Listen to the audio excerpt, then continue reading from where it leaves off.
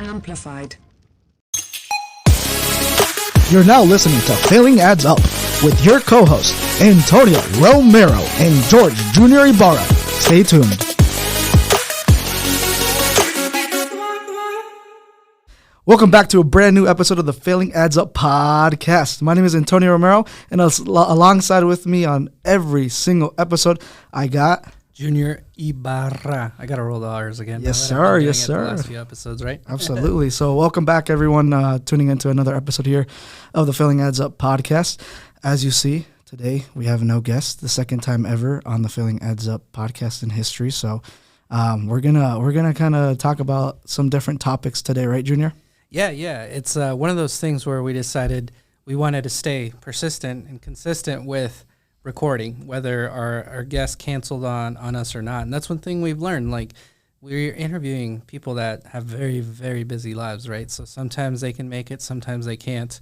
And we wanted to make sure that we were recording content because we want to be very persistent in our content creation, right? So yeah, absolutely. And there's a lot. I mean, even like, as you know, I watch Gary Vee a lot. I've always watched his content that he puts out on like TikTok Reels, Instagram Reels, and stuff like that. And that's something that he heavily talks about is like just document what you're doing, because like for you, your day, your life, it's all normal to you. But you know, there's people out there in this world, 7 billion people on the earth, that out of all those people, there's someone who's going to find interest in what you're doing, whether it's in your personal life, your business life, whatever it is that you're doing, right?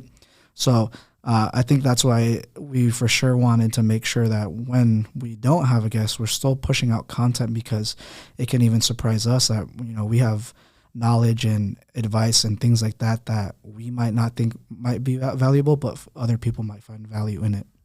Yeah, absolutely. It's even just like shout out to Amner, who's helping us behind the scenes here. And we were just talking a little bit about just our days and how we wake up and how life throws you curveballs and you just go with it, right? So he's he wasn't really supposed to be here helping us, and now he's just stepping in. And so again, shout out to him for being able to help. And same thing happens with anything in just life in general, right? Mm-hmm. Whether it's in business or in personal life, like life throws you curveballs. And I go back to thinking about too, like for me at least, I believe that everything happens for a reason.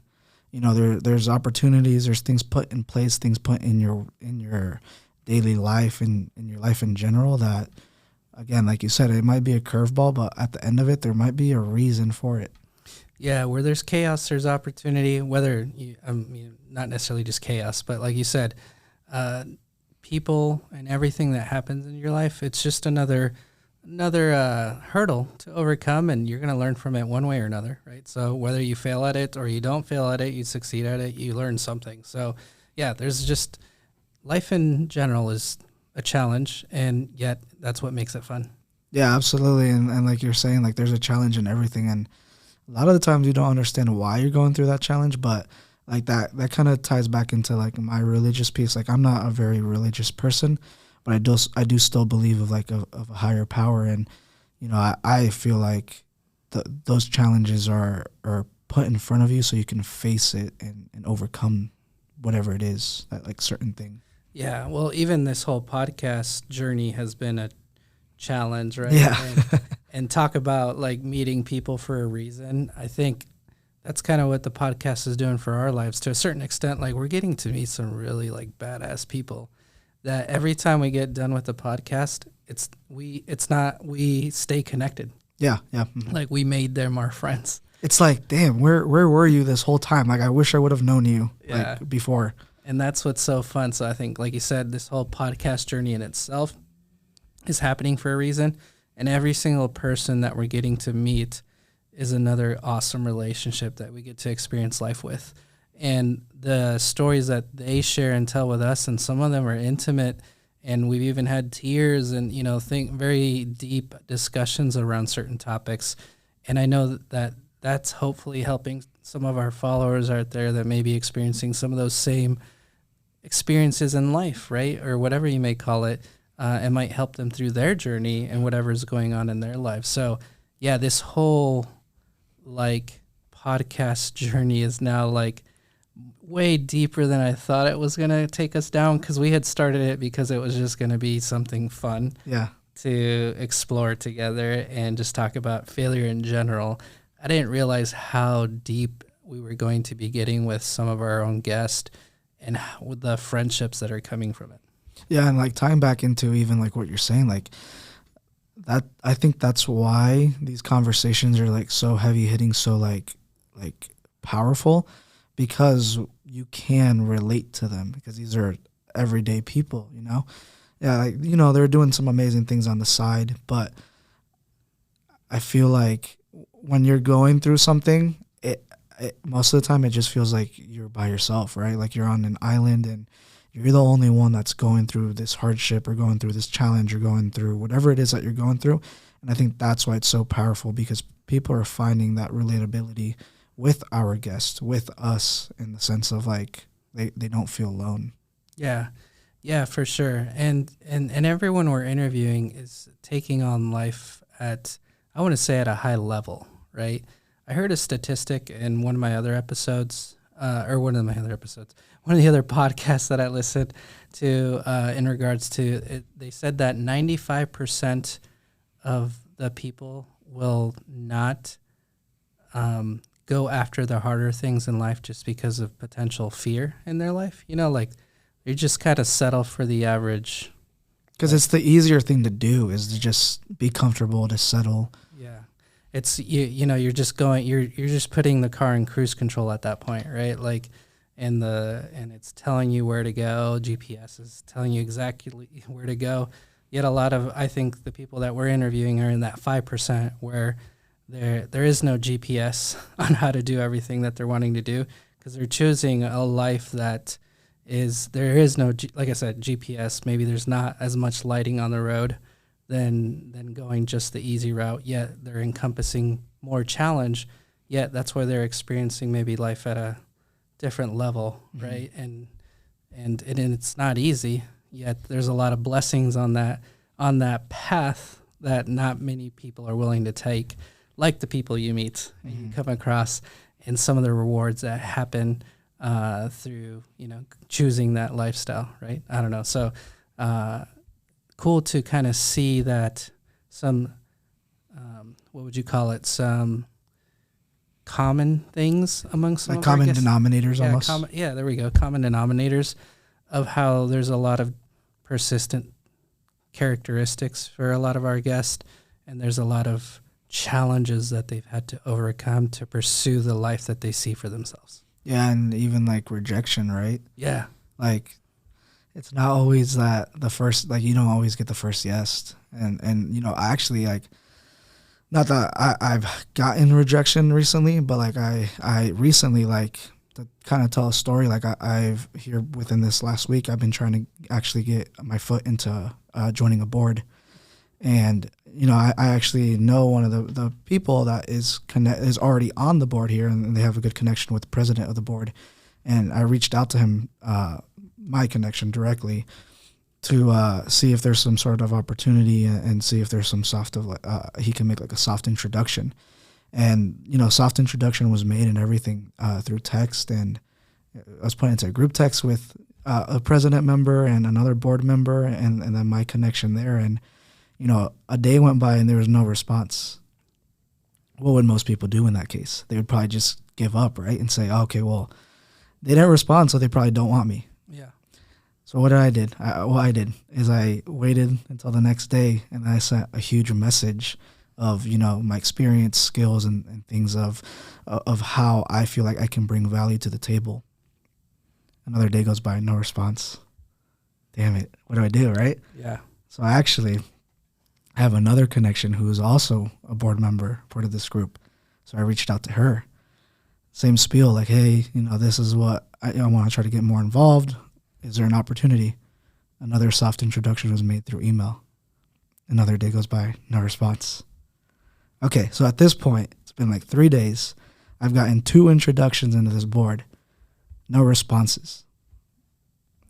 So I asked her again, like, hey, you know, what can we do here? Like I'm very eager and excited to try to at least just have a conversation and see what if it makes sense or not.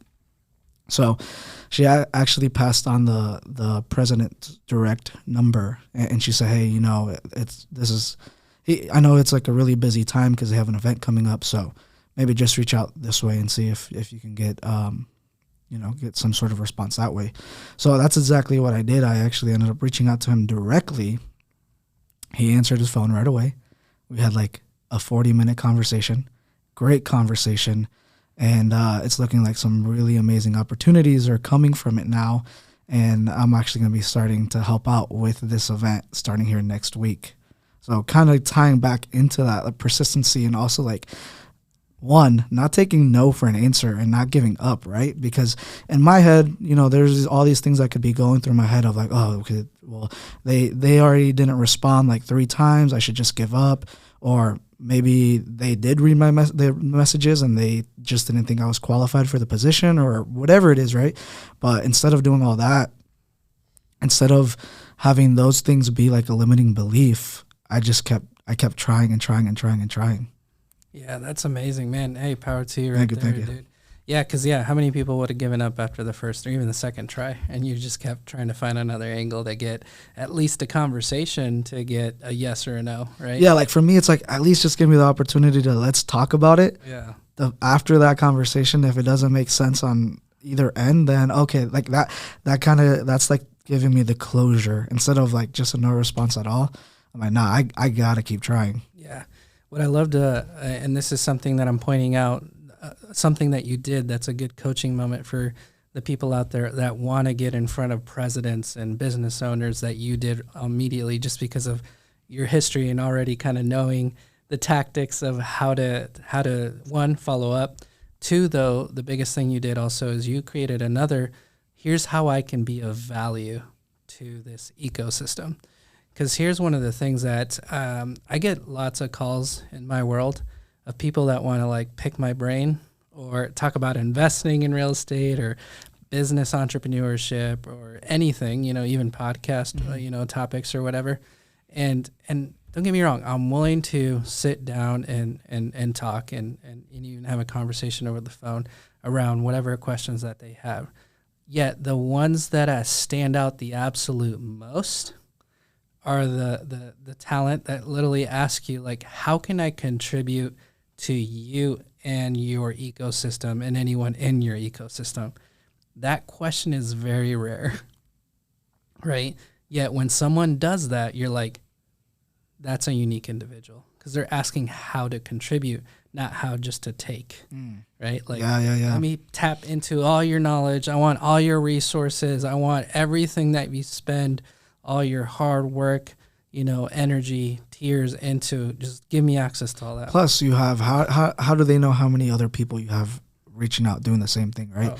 It's like you're saying, they're saying, what can I take, not give. Mm-hmm.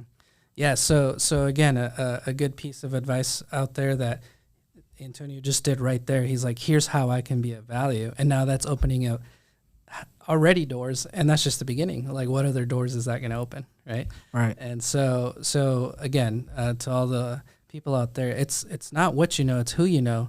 And if you want to know someone like more personally and develop a relationship, how can you contribute to their lives? Ask them that question, because that question is rarely asked when you're like talking to someone who is successful or going down that 5% road less traveled or whatever that, that I was kind of hitting on before. So definitely think from that perspective, because every single human on this earth has something to contribute, because everybody's unique in their own way, and they're on this earth for a reason. So you have something. What is your superpower to help someone else? And sometimes it's just either one, helping with being an ear to listen to, or to contribute in some form or manner with the superpowers that you might have, that you do have. And every single one of you have some kind of superpower out there that you can definitely add value to someone's life. Yeah, and you, like, speaking on that topic there, like, do you have any advice of how someone can, like, maybe, like, find what their skill is? Because I feel like in today's world, at least just since I'm on the younger end, a lot of the people I know, like friends and even some family members, like, they're around this, I'm 23 right now, so around the early 20s age. And I have people who are constantly asking me, like, how did you find out or figure out that you wanted to do real estate at such a young age? I got into it at 19, right?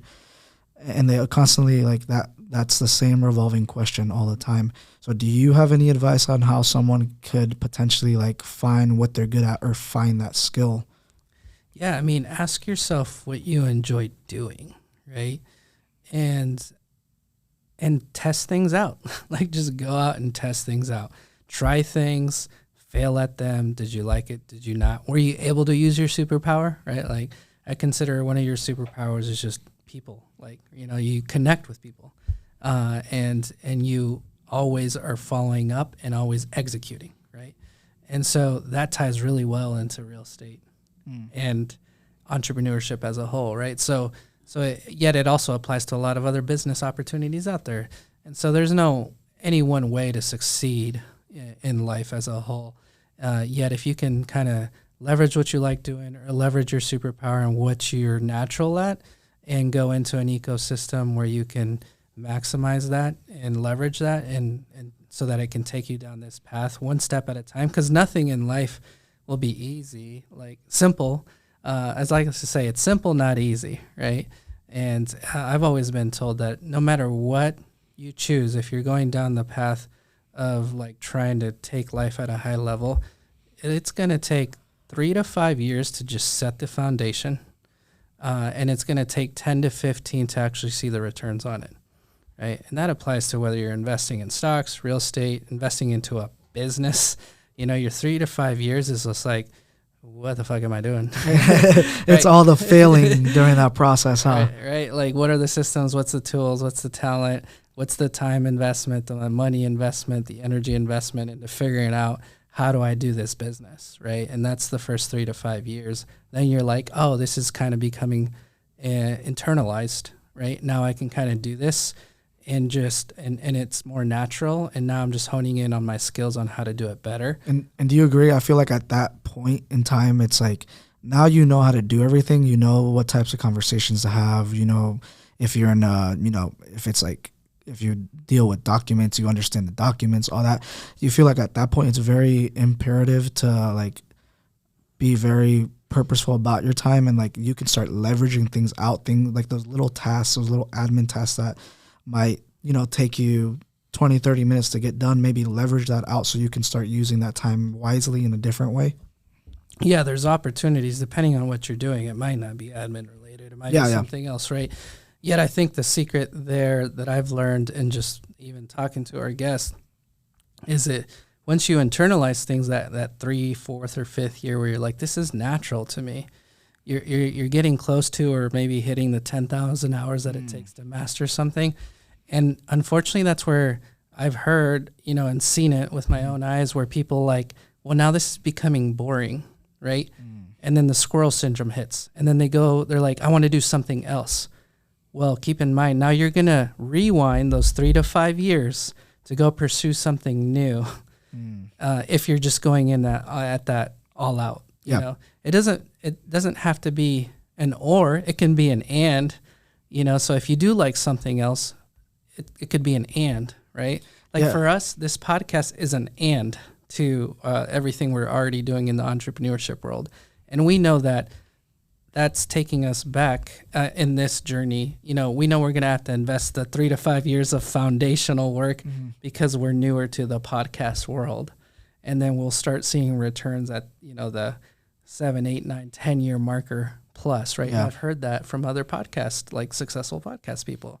And so just know that when you hit that 3 to 5 year cycle, you've established a foundation.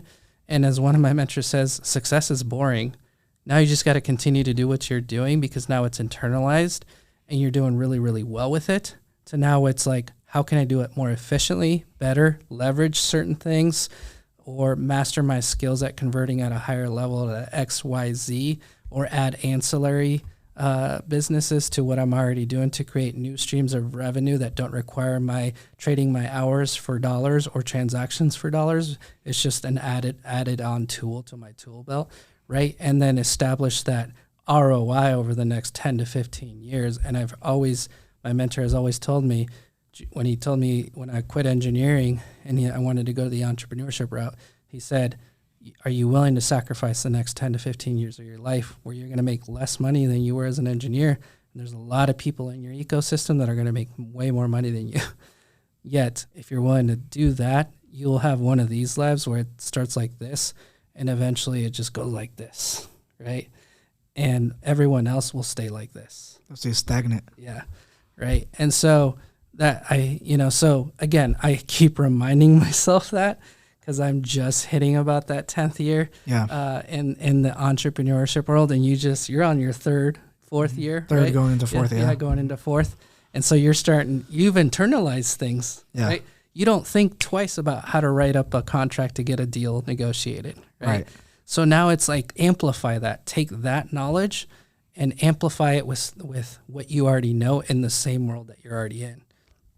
So, and we've talked about that, the fact that you're about to buy your first investment property here soon. Like, how many 23-year-olds are going to already own an investment property? I'll tell you very little, because less than 1% of the population actually owns real estate, so it's like 0.0000, I don't know, for a 23-year-old. Yeah. Right? So it's cool to kind of see some of that life flourish, right? And reminder for people out there that once you've internalized it, don't go chase the squirrel. Double down on what you already know and leverage it to a certain level. And do you think at that point it's like it goes back to your why? Like, don't chase the squirrel and stay grounded to what you believe, like what you know, why you're on the journey that you are on. Yeah, absolutely. Like, why is it that you're doing what you're doing, right? And what is that vision you ultimately see is it to live a certain lifestyle and to help other people, or to help someone in your family, or to help people that you don't know? What are those dreams and goals? Because I think we all have this inner child in us that know that we're meant to be something amazing. Well, what's that amazing look like to you, and go pursue it? Yeah, and is there anything that you like implement into your either, I don't know, you do on a quarterly basis, yearly basis, monthly basis, or anything that you do to like continue to remind yourself of your why? Because it is very easy to just be like, oh, look at that. I want that thing over there. That Maserati. Yeah, or on like social media, right? Like on TikTok, it's like, oh, I want to go do that. I want to be a TikTok star. Yeah. Right? It's so easy to do that in today's world because of all of the power of social media. Yeah. So is there anything that you do that helps you stay grounded or reminds you of your why? And because the thing is too, like also understanding that your why is most likely going to change, mold, and evolve over time. Yeah, absolutely. It's just continuing to revisit with the people that you care and love, the people that are on your team, and the people, importantly, and for me, I guess my family, my wife and my kids. And we kind of have like, I guess you could call it a system where we travel 4 times a year on purpose, right? So we do 2 family trips where it's your whole family, like you, your kids. Yeah. Yep. So that we have one coming up here soon. And on one of those trips with the kids, we actually do a vision board. Oh, wow. With our kids. And your kids are how old? 7, 5, and 2, right? And they get to clip out things from magazines of what they want, right? Like my son was already telling me, like, Dad, for the next vision board, I want to buy a Jeep for when I'm old enough to drive. I'm like, wow. You're already thinking about that? Yeah, that's crazy. I thought you were going to say, I want the new Lego set or the new Jeep Lego. Right?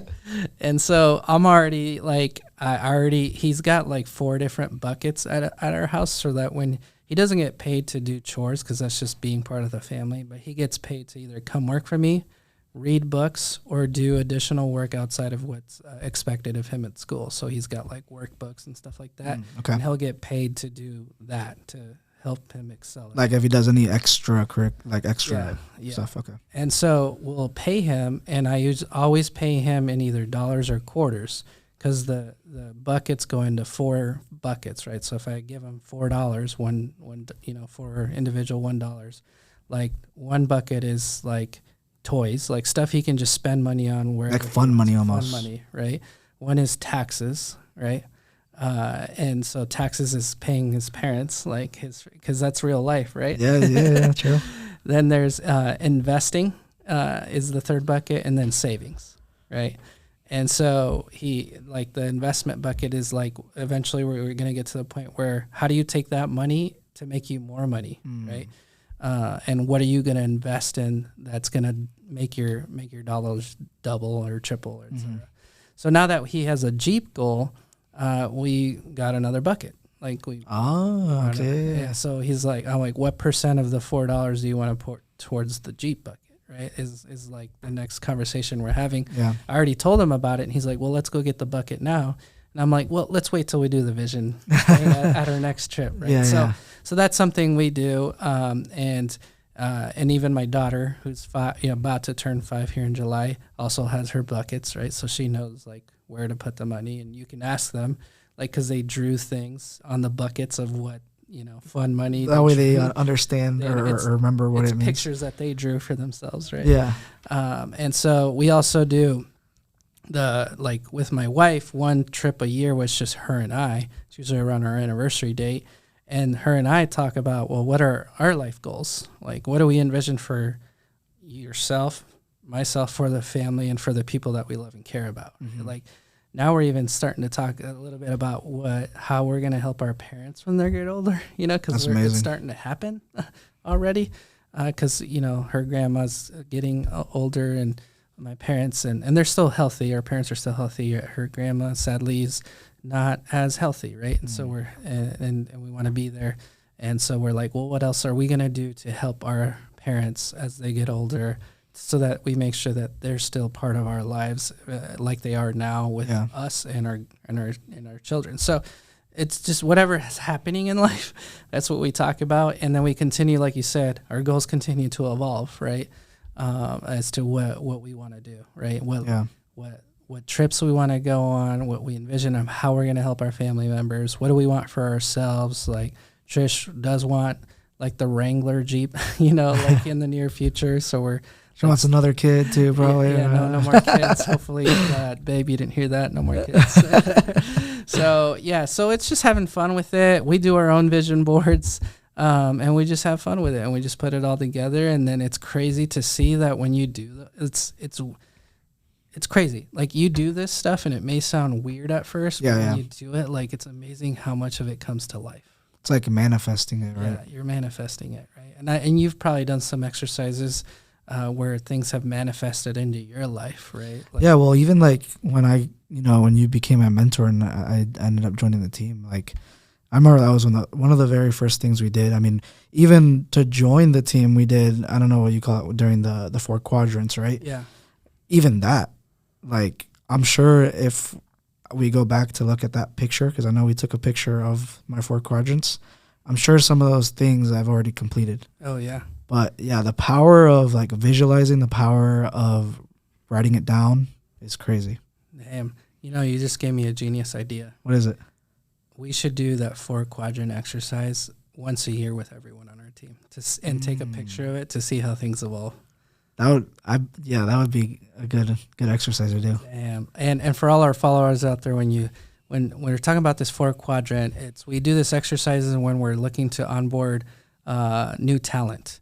And we just want, we don't ask your typical, like, what are your top 5 strengths, right? Or like your typical questions. We go to the whiteboard and we say, there's 2 things that we're going to pick. These are the 4 quadrants, and here's 2 topics that we're going to pick. And then you get to pick 2 topics that you want to talk about. So one topic is like your business and career, right? That's the first one. The first quadrant. Mm-hmm. Then the second quadrant is money, right? And then you get to pick the other 2 quadrants. What's important in your life? Is it health? Is it travel? Is it family? Whatever. It can be anything.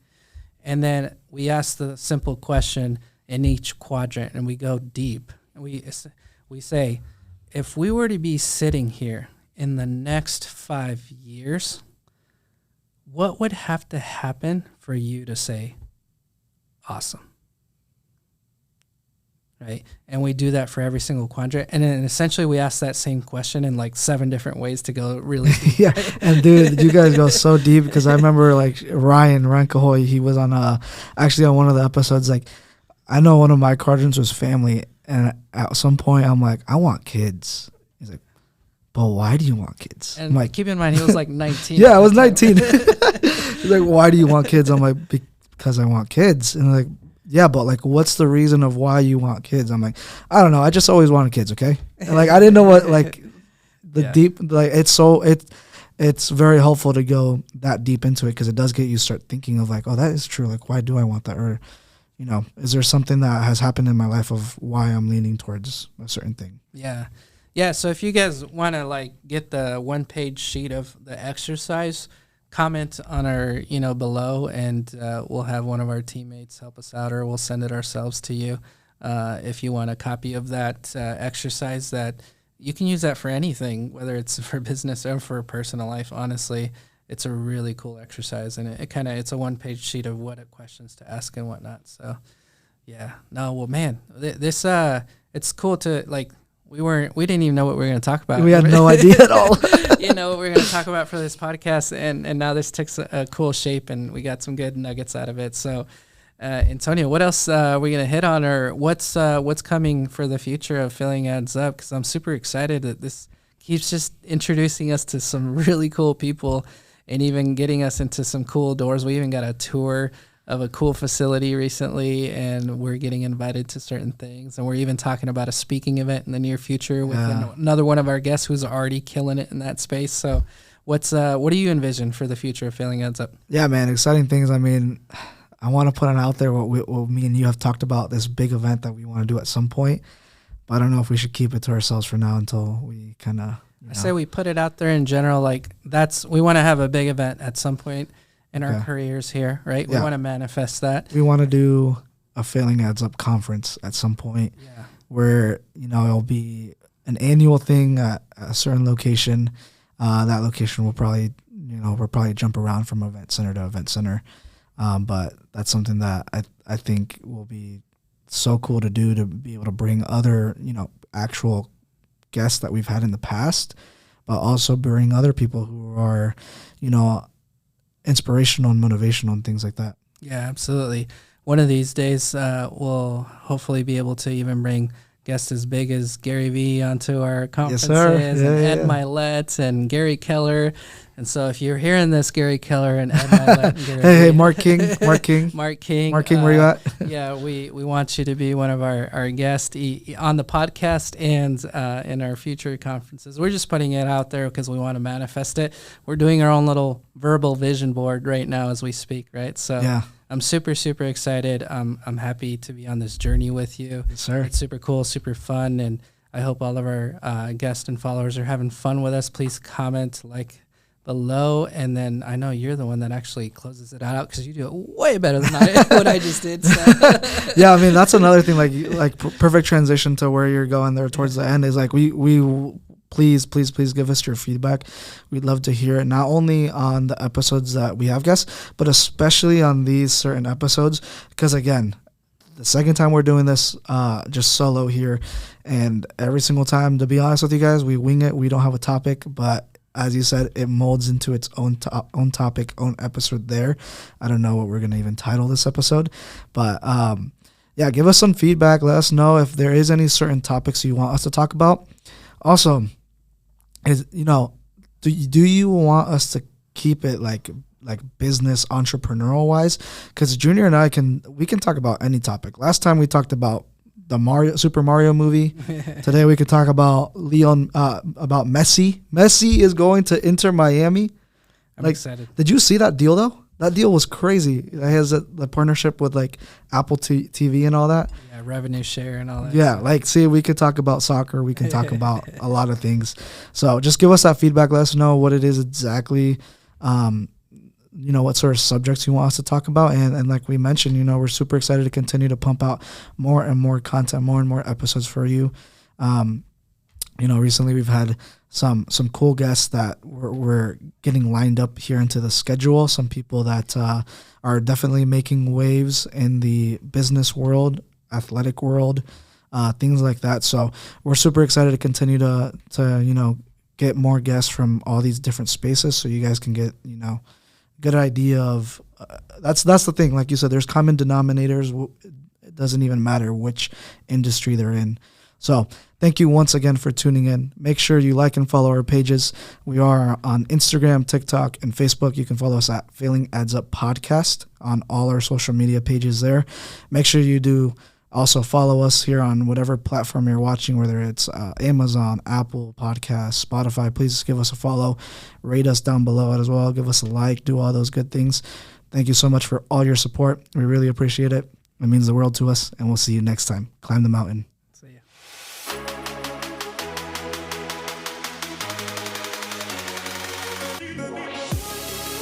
Thanks for tuning in with us on this episode of Failing Adds Up. Till next time.